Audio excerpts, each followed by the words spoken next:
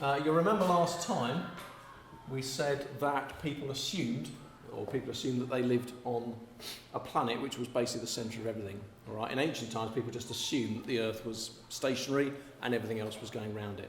Okay? A really good way of explaining that is to imagine a giant glass sphere, what we today call the celestial sphere. It's got a north pole and a south pole, just like the Earth, and it's got an equator, just like the Earth, goes around like that. And the whole thing turns round once a day. Okay?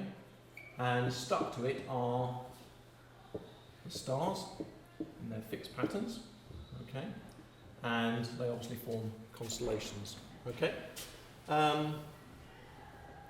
Now, the next object to think about, I guess if you want to make a list of things you need to understand how stars move. Anyone like to describe how the stars move? Stay stuck to the celestial sphere, but they move with the celestial sphere because it's stuck. That's it. This daily motion is called the diurnal motion. All right. The stars are stuck on the glass sphere, and that's all they do. They just go around once a day. Okay. There are some very, very slow movements of the stars, things like precession, which are a bit beyond what we do at GCSE. But fundamentally, over a human lifetime, they just do that. Okay. The next interesting object is the sun.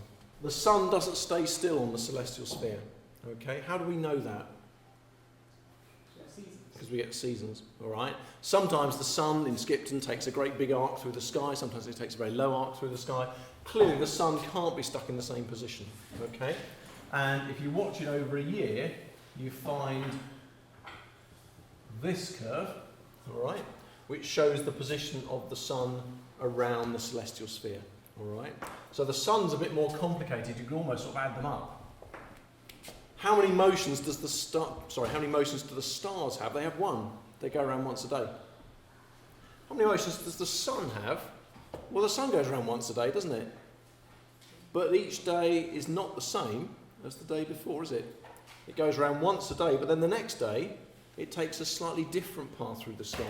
So can I convince you the sun is kind of patting its head and rubbing its tongue at the same time? It's doing two things at once, okay? So you've got the diurnal motion, which everything in the sky does, apart from satellites, and you've also got the motion of the sun. Well, how long does it take the sun to do this? It takes a year, doesn't it? Because that's what produces the seasons, okay?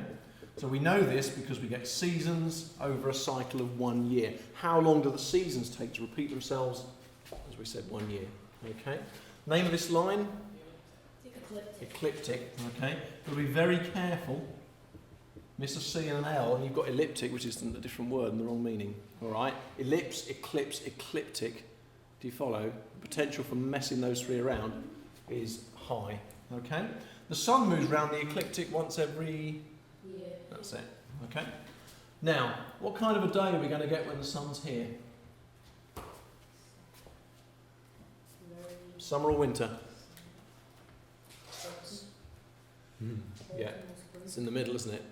Is it in the top half of the sphere to give us summer? Is it in the bottom half of the sphere to give us winter? It's neither, is it? Okay. The sun goes around this way, and so this one is going from winter into summer, which is called spring. And because when the sun is on this particular point, each point on the Earth gets equal day and equal night. It's called the spring equinox. Okay, round about 21st of March. So in its annual path around the sky, the sun gets to here on the 21st of March. Okay. Now, if you split the ecliptic up into 4 sections, you can work these dates out very easily. When's it going to get to here then? Quarter of a year later, presumably. Yeah. What date will that be? What's a quarter of a year on from 21st of March? That's it. On the 21st of June, the sun gets here.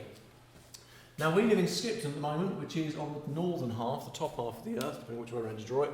What are we going to get? It's going to be summer, isn't it? Okay. And could we imagine a more summery day? Solstice. Could we imagine a more summery day? No. No. So we call it the summer solstice.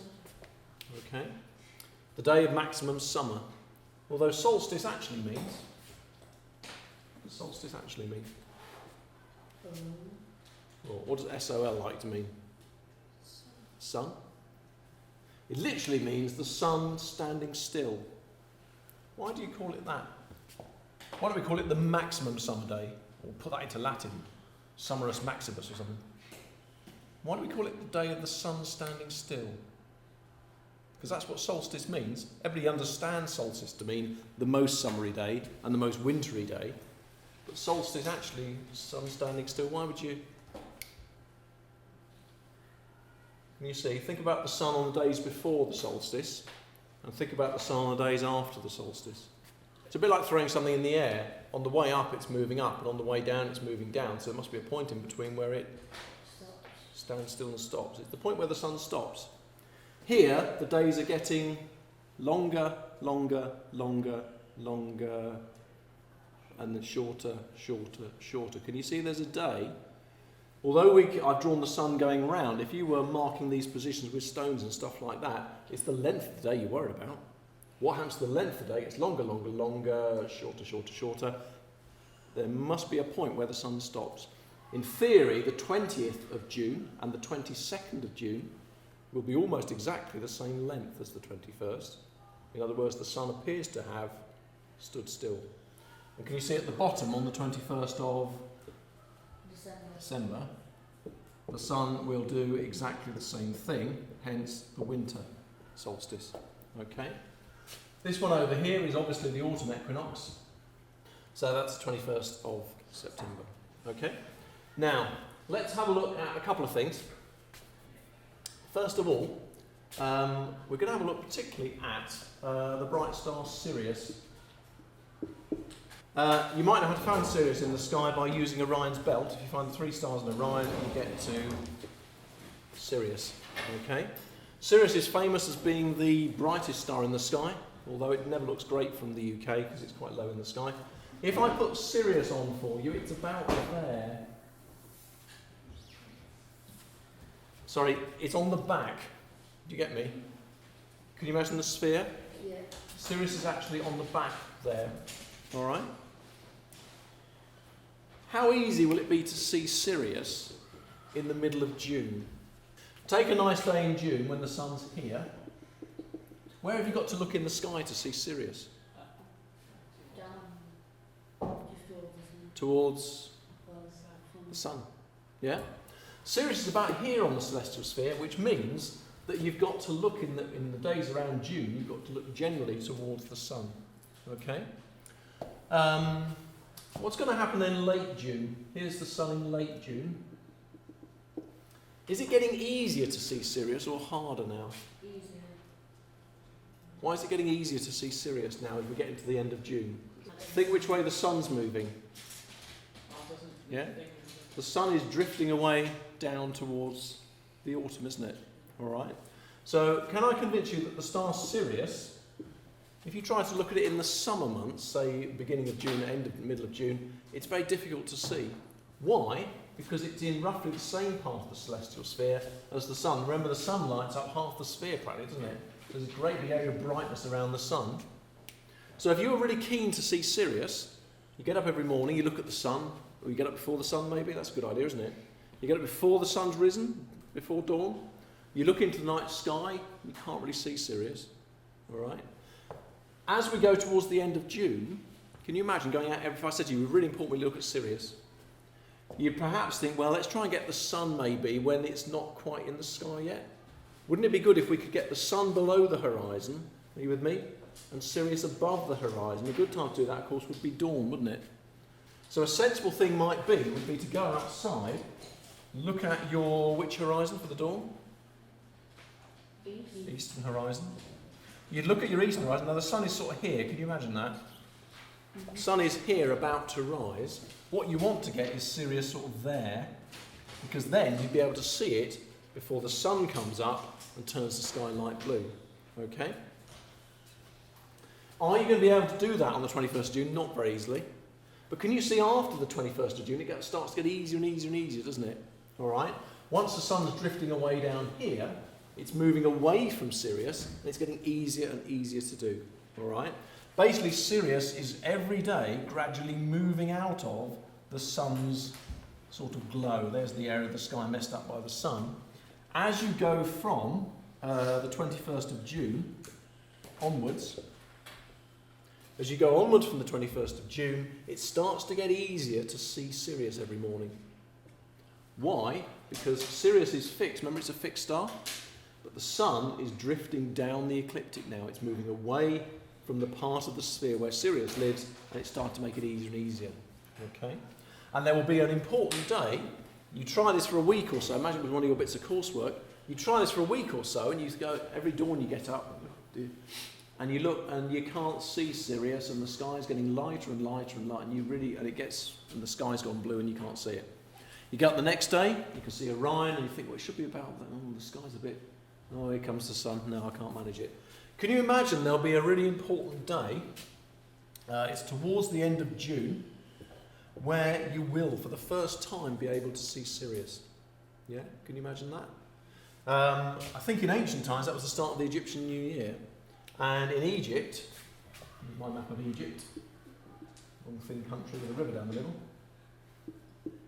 Round about this time of year, you used to get, before they built the dam, you get an enormous amount of extra water coming down the Nile. And the Nile floods all around the land, all around the Nile. And that's the perfect time for growing your seeds. If you've got your seeds in the ground, brilliant, because the water, carrying all sorts of silt and other good stuff for plants, comes down the Nile, floods whole great big fields either side of the Nile, and then your plants have got a brilliant start. Okay? Think about doing that though. It's a bit tricky, isn't it? Because you've got to think, right, when's the best time to sow the seeds? What will happen if you put the seeds in too early? They'll just die in the ground. What would the seeds do without water? They just die. What happens if you miss it?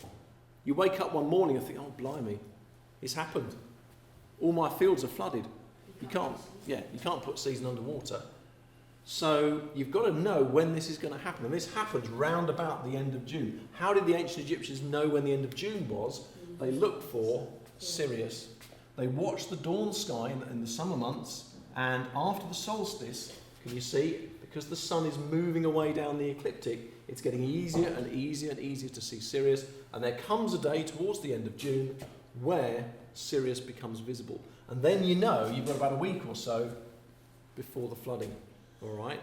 And that's why this quite simple piece of astronomy, this celestial sphere idea with the ecliptic and stuff, we're interested in astronomy because it's an interesting thing and we want a GCSE.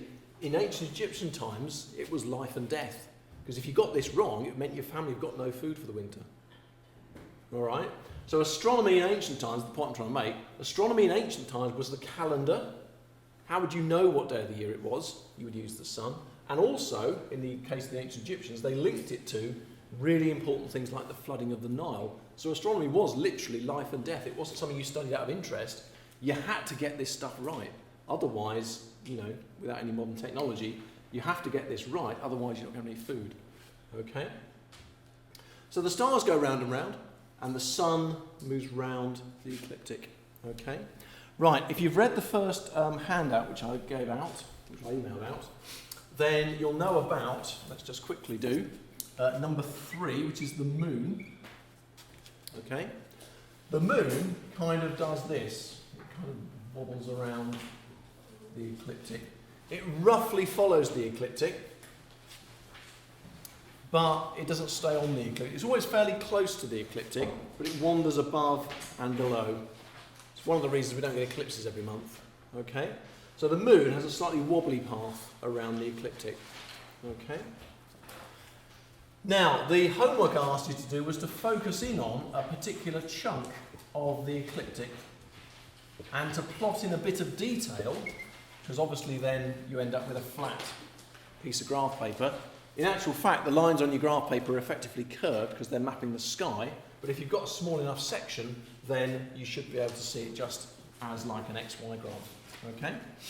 Now, if you do that, you can see that the stars stay where they are. You should have a line marked in, which is the path of the sun. You've basically drawn in the ecliptic. If you plot the position of the sun, every day, you get the ecliptic. And if you plot in the moon, you get a slightly wavy line, okay?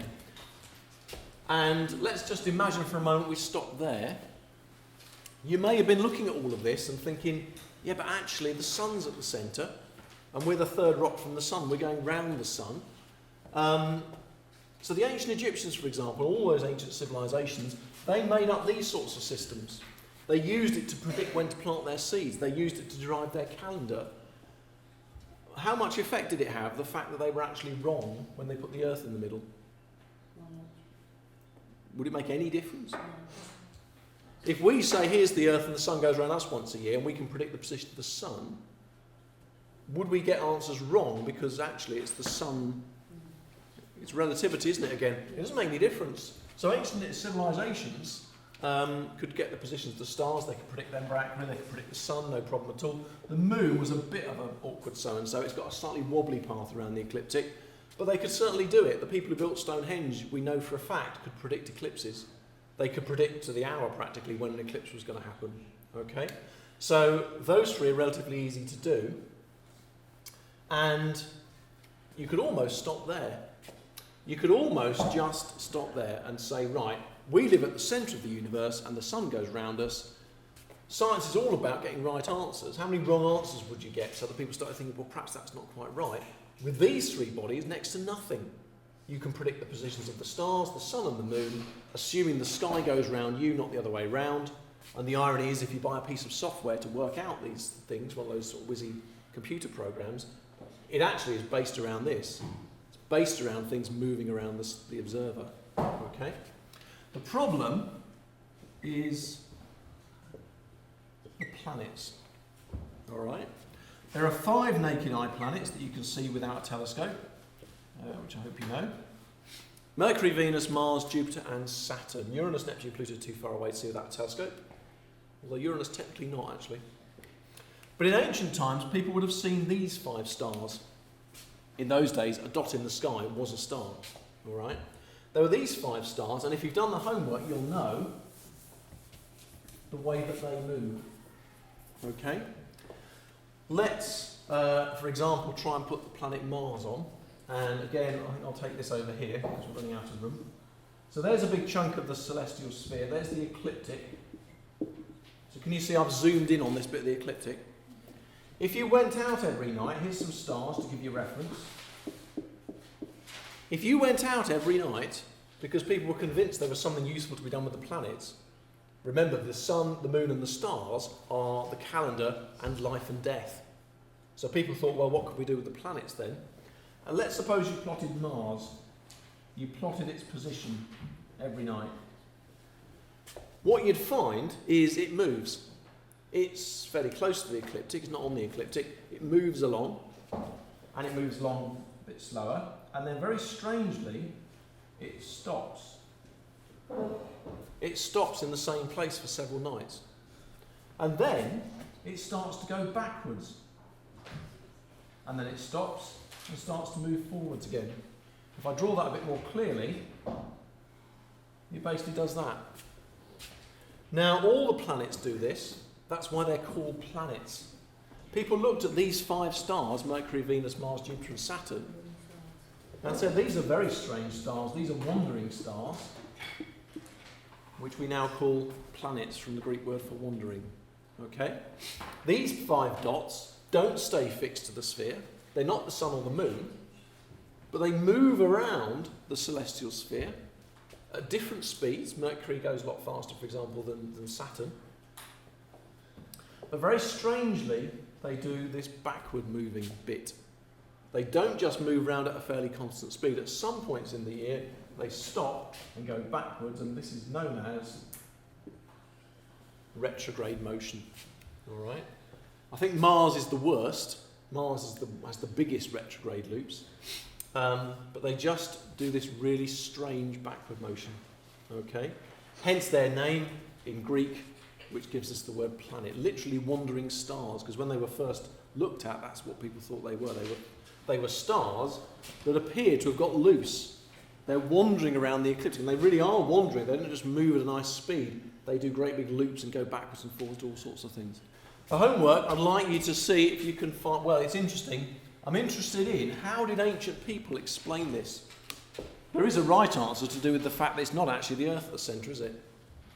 It always strikes me, imagine if the planets weren't bright enough to see. Imagine if the 5 naked-eyed planets happened to be further away from the Earth or a bit smaller. And actually, you couldn't see them with the naked eye. I think astronomy would have gone much more slowly.